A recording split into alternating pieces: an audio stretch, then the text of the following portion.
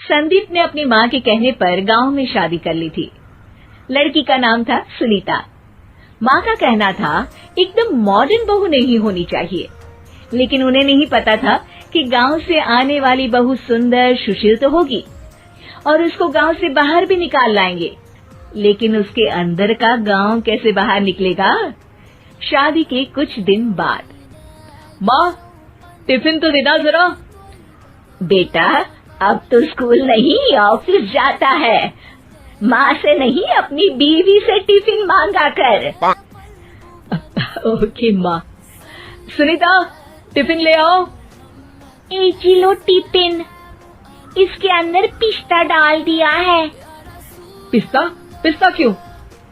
सास जी ने बोला था ना कि आपको पिस्ता बहुत पसंद है। ओहो, मैंने पिस्ता नहीं पास्ता बोला था, पास्ता। पास्ता? कहीं होता है पास्ता? अरे बेटी तू रहने दे, मैं बना दूंगी।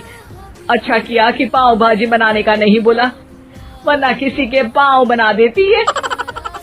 सुनीता को बुरा लगता है, लेकिन उसकी नादान हरकतें कम नहीं होती।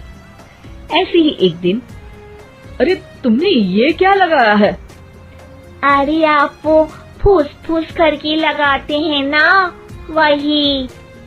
दियो? का दियो? किसको दियो? अरे वही ना जिससे खुशबू आती है। हाँ सही पकड़े हैं। अच्छा लेकर तो आना। कौन सा डियो लगाया तुमने? अभी लेकर आते हैं जी। संदीप की बात मानकर सुनीता अंदर से खुशबू वाला फुसफुस लेकर आती है। OMG! OMG मतलब ओ माय गणेश ना। अरे OMG छोड़ो, और ये खुशबू वाला फुसफुस की बात कर रही थी तुम? हाँ इसी की, फिर से सही पकड़े हैं। अरे देवी, लेकिन आप सही नहीं पकड़े हैं, ये डियो नहीं है। डियो नहीं है तो क्या लियो है? अरे ये रूम फ्रेशनर है, जिसको कमरे में छिड़कते हैं, खुद पर नहीं। कोई बात नहीं, माँ कहती थी आत्मा किराएदार है, शरीर एक किराए का कर्म। हम शरीर पे ये डाल लिए तो क्या फर्क पड़ जाएगा।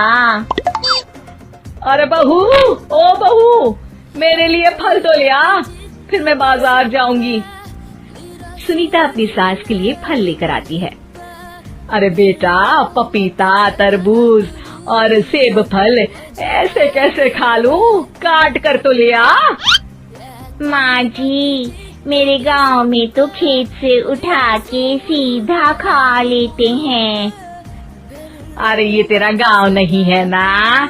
अरे संदीप, तू ही कुछ समझा देना इसको बेटा। मैं कैसे समझाऊं माँ, ये तो माइक्रोवेव को भी भट्टी बोलती है। कल मैंने बोला हाय कैसी हो, तो बोलती है किसी को हाय नहीं लगानी चाहिए। अरे सुनीता, तेरा क्या होगा? अभी तो कैसे बताऊं माँ जी, अभी हम कुछ करेंगे फिर पता चलेगा क्या होगा, लड़का या लड़की। हे भगवान, कहाँ से आ गई है? रामपुर से जी, आप ही तो लेकर आए थे मुझे। अरे मुझे माफ कर दो। पहले कोई गलती तो करिए जी, आपकी तो सारी गलती माफ कर देंगे हम। हाँ अरे बहू, मेरी बात सुन। फल यानी कि फ्रूट जब भी लाए ना तो काट कर लाना, ठीक है?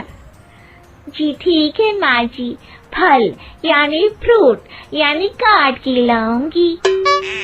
सुनीता रोज ही कोई ऐसी हरकत कर देती जिसकी वजह से उसे घर में 2 बातें सुननी पड़ती।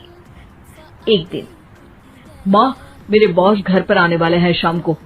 उनका बर्थडे है, फैमिली साथ नहीं रहती उनके, तो यही पार्टी कर लेंगे। उनको अच्छा लगा तो शायद मेरा प्रमोशन भी हो जाएगा। मैं ना फ्रूट केक लाकर फ्रिज में रख दूंगी और तेरे साथ आज खाना मैं बनाऊंगी, ताकि जब साहब आए तो खाने में कोई गड़बड़ ना हो। शाम को जब सारी तैयारियां हो जाती है, संदीप के साथ बड़े साहब भी घर आते हैं। फ्रूट केक तो ले आना बहू, फिर खाना खाएंगे। अरे इस सब की क्या जरूरत थी, आपने बुलाया वही काफी है। सर, आपका परिवार शहर में नहीं है तो हम ही आपके परिवार जैसे हैं सर। इतने में ही सुनीता फ्रूट केक लेकर आती है और बड़े साहब की टेबल पर रख देती है, और जैसे ही केक के ऊपर का बॉक्स हटाती है, ओह, ये क्या है? केक तो कटा हुआ है, मैं तो ऐसा नहीं लाई थी। आप मुझे शाबाशी दे सकती है माँ जी, मैंने ही केक काट दिया। आपने कहा था ना, फल यानी फ्रूट यानी हमेशा काट के लाना, तो फ्रूट केक भी तो फ्रूट ही है ना, तो मैंने पहले ही काट लिया। हूँ ना मैं समझदार। अरे बहू, ये क्या किया? केक हमेशा वही काटता है जिसका जन्मदिन होता है। तुझे एक बात भी समझ नहीं आती, एक नंबर की बेवकूफ है। पूरा माहौल बिगड़ चुका था। संदीप को लगने लगा था कि साहब उसे प्रमोशन तो दूर की बात है, कहीं डिमोशन ना दे दे, लेकिन साहब बीच में ही बोल पड़ते हैं। अरे कोई बात नहीं, ये इनकी बेवकूफी नहीं है, इनका भोलापन है। बेटा आप कहाँ से हो? रामपुर गांव से। अरे वाह, गांव से? फिर तो आपके गांव में ताजे फल और सब्जियां मिलते होंगे। हाँ, सही पकड़े हैं। हम तो काटते भी नहीं, सीधा खा लेते हैं। मैं ना एक बार तुम्हारे गांव घूमने जरूर चलूंगा। क्यों संदीप, ले चलोगे ना? मुझे गांव घूमना बहुत पसंद है। बस फिर क्या था, संदीप और सास दोनों खुश हो गए, क्योंकि साहब को सुनीता ने गांव की बात करके खुश कर दिया था। अब संदीप का प्रमोशन पक्का था। शिक्षा, कभी भी किसी भी गलती पर घबराना नहीं चाहिए। हो सकता है कि उस गलती की वजह से आगे बड़ा फायदा हो जाए।